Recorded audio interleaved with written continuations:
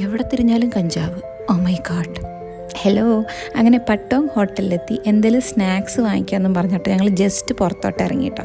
അപ്പോഴാണ് ഈ കഴിച്ച പെട്ടിക്കട പോലെയാണ് കഞ്ചാവ് ഇവിടെ വയ്ക്കുന്നത്. ബിക്കോസ് ഇവിടെ ഇത് ലീഗലാണ് കേട്ടോ.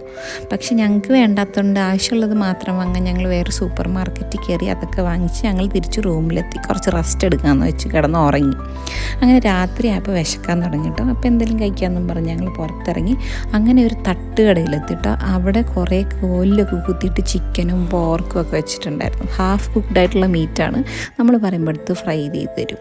അങ്ങനെ റിസ്ക് എടുത്തില്ല, ഞങ്ങൾ ചിക്കനാണ് കേട്ടോ വാങ്ങിച്ചത്. അവിടുത്തെ ഒരു അമ്മച്ചി ഒരു സ്പെഷ്യൽ സോസൊക്കെ ഇട്ട് തന്നു കേട്ടോ. ഒടുക്കത്തെ ടേസ്റ്റ് ആയിരുന്നു. അങ്ങനെ ഞങ്ങൾ മാക്കുന്ന അവിടെ ഇരുന്ന് തട്ടി. ഓരോ സ്റ്റിക്കിനും ഏറെക്കുറെ 20 ബാത്ത് 30 ബാത്ത് അങ്ങനെയൊക്കെയാണ് ഇതിൻ്റെ വില.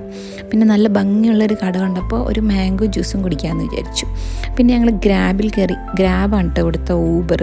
അങ്ങനെ ഒരു 250 രൂപ ബാത്ത് കൊടുത്തിട്ട് ഞങ്ങൾ സൺഡേ നൈറ്റ് മാർക്കറ്റിൽ പോയി. കാരണം എനിക്കൊരു ഡ്രസ്സ് എടുക്കണമെന്നുണ്ടായിരുന്നു. അങ്ങനെ കടയിൽ കയറി. ആ കടയിൽ എനിക്കൊന്നും ഇഷ്ടപ്പെട്ടില്ല. പിന്നെ കുറേ തേരാപ്പാര നടന്നു. അപ്പോൾ സീതയ്ക്ക് പിന്നെ ഐസ്ക്രീം തിന്നണമായി.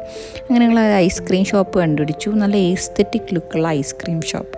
ഞാൻ എന്ത് ചെയ്തു, കുറേ ഫോട്ടോസ് എടുത്തു. അവൾ അവിടെ ഇരുന്ന് ഐസ്ക്രീം നിന്ന് 2 സ്പൂൺ എനിക്കും കിട്ടി.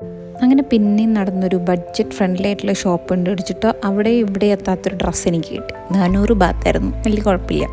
പിന്നെ ഇവിടെ കുറേ ഗിഫ്റ്റൊക്കെ കൊടുക്കാനുള്ള ഐറ്റംസ് ഉണ്ടായിരുന്നു കേട്ടോ. ഈ മൂങ്ങ, ആന, പൂച്ചയൊക്കെ ഉണ്ട് ഇവിടുത്തെ മെയിൻ ജീവികൾ. അതിൻ്റെ കുറേ ഐറ്റംസ് നമുക്ക് അവിടെ കിട്ടും. അങ്ങനെ അവിടെ നിന്ന് ഇറങ്ങി. അങ്ങനെ നൈറ്റ് ഷോപ്പിംഗ് എന്നും പറഞ്ഞാൽ ആരെങ്കിലും സൺഡേ മാർക്കറ്റിൽ പോകണമെങ്കിൽ ഒരു രക്ഷയില്ല. കാരണം 11 മണി ആകുമ്പോഴേക്കും അവിടെ പൂട്ടും.